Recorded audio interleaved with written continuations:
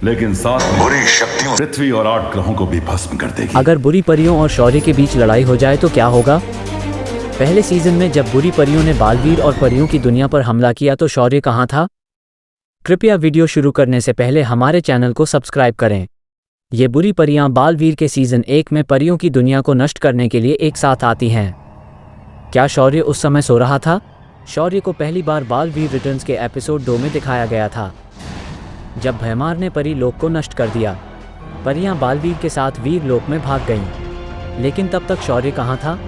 हो सकता है कि वह अपनी शक्ति बढ़ाने के लिए ध्यान कर रहा हो, या किसी अन्य कारण से वो बालवीर की मदद नहीं कर सका, या शायद ऐसा इसलिए है क्योंकि परियों या रानी परी ने कभी उससे मदद नहीं मांगी। समस्या कोई भी हो, अगर बुरी परियों और शौर्य के बीच लड़ाई हो जाए तो क्या होगा? पुरानी रानी परी अपने तितली रूप में भयंकर परी को छोड़कर बवंडर, चाल और महाभस्म परी पर कब्जा करने में कामयाब रही, और वह वही थी जिसने पहले बवंडर परी को पत्थर में बदल दिया था। यहाँ सबसे बड़ी समस्या यह है कि महाभस्म परी को ये क्यों नहीं पता चला कि बालवीर बूढ़ी रानी परी को बुला रहे थे। उनमें मन को पढ़ने की विशेष शक्ति होती है। Tell your thoughts in the comment section below. आज हमने जिन बुरी परियों के बारे में चर्चा की उन पर बालवीर की कहानी का बहुत बड़ा प्रभाव पड़ा है।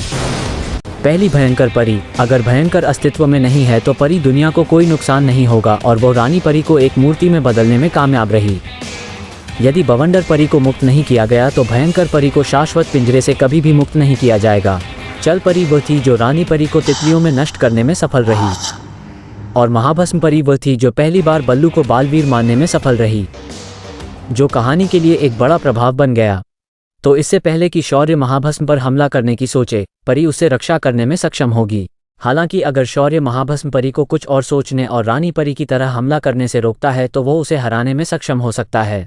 लेकिन क्या उसके पास तितलियों जैसी शक्ति थी? फिर वो उसके दिमाग को भी नियंत्रित कर सकती थी।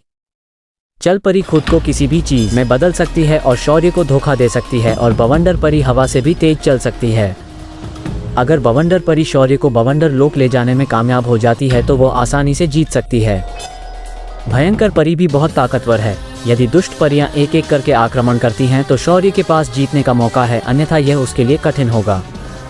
आप क्या सोचते हैं? हमें कमेंट सेक्शन में बताएं।